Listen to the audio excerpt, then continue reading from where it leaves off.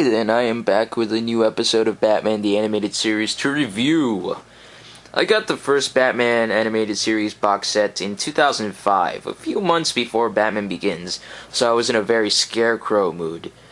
What was also convenient is that pretty much all of his episodes in the series are in that first box set.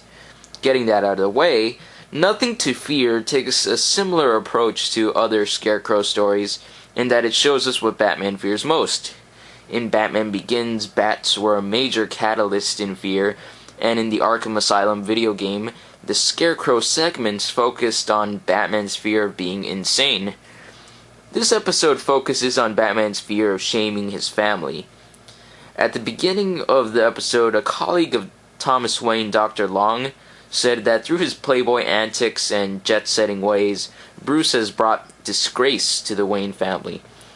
When he is alone afterwards, you can see a look of depression on Bruce's face, that Dr. Long might have been correct. This fear is exacerbated when the Scarecrow infects him with the fear toxin. Later on, you can see visions of his father are truly affecting Bruce and wearing him down.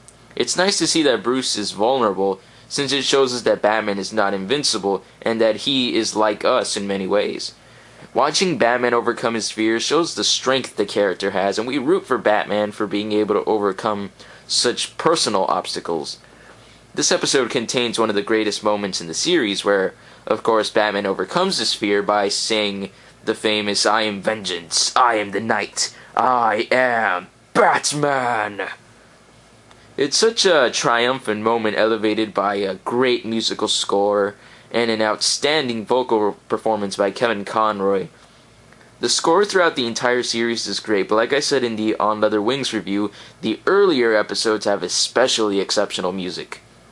The opening theme in the episode during the title card is perfect for the Scarecrow, and it sucks you right into the tone of the episode. The Scarecrow himself is actually a bit different from the more modern version of the character. In this first Scarecrow episode, he doesn't immediately strike me as a compelling villain. This might be because I don't get any kind of scary vibe from him.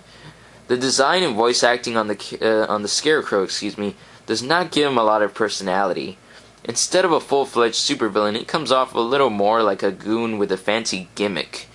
That might be a bit harsh of me to say, but if not for the fear gas, he's no kind of threat to Batman, even though he's still a psychologist.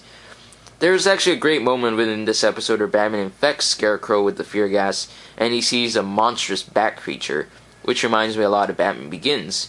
Which is weird, since Nothing to Fear came out first. I did find Scarecrow's goons amusing, especially Anthony, just because of how dim-witted they are. I do like Anthony's line after the Scarecrow explains his origin, and he says, "Wow, he's a real professor."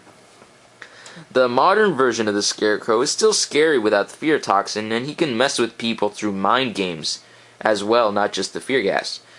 For this reason, I prefer how Scarecrow is characterized in the New Adventures portion of this series. Since the character is not evolved to this point yet, it does not deter my enjoyment of this episode much. Batman getting through fear is interesting enough to carry the episode, even if the villain is a bit lackluster. Going back to Batman's journey through the episode, there is only one scene from the 3 episodes that Clive Revill voices Alfred that I truly miss Ephraim Zimbalist Jr. That's the scene where Alfred reassures Bruce that his parents would be proud of him for the good work he's done. Clive Revill actually did an exceptional job in this scene, but Zimbalist brings so much more warmth to the character that this scene would have been a perfect example of that. Summer Gleason, the reporter in this series, appears throughout the episode in a more personal role than she's usually given, where she tries to cheer Bruce up about what Dr. Long said about his reputation, and Batman hallucinates her repeating the statement that Batman failed to catch the perpetrators, which is a great segment showcasing how the fear gas is shaking Bruce up. The final scene in this episode is also a great dramatic moment, where Bruce visits his parents' grave as he closes his fear on shaming his family and reaffirms his drive to continue being Batman, which is really cool how you see the Batman silhouette in shadow. This episode is a perfect example of being accessible to kids, but having enough substance to appeal to all ages. Animation-wise, this episode looks pretty good, with the characters being drawn consistently. The two places where I think the episode looks great is when Batman is grasping the Scarecrow with the university vault on fire, and when Batman rushes through the door on the roof of the university to get on the blimp. I wouldn't say that the character movement is on the level of On Leather Wings, but on the whole, the animation is definitely better than Christmas with the Joker. So this is definitely an exceptional episode of Batman the Animated Series, despite what few quibbles I have. It's a great exploration of Bruce Wayne overcoming fear, and there are other Batman stories that do this and probably do this better, but this is still very good, and the I am vengeance, I am the night moment just totally bumps this episode a little bit up. So, I rate Nothing to Fear a 4.5 out of 5. Thanks for watching, and next episode... Oh man, I should have had this prepared. Oh well, I'll put the next episode up right now because I forgot to write it down. So, thanks for listening, and I hope you stay tuned.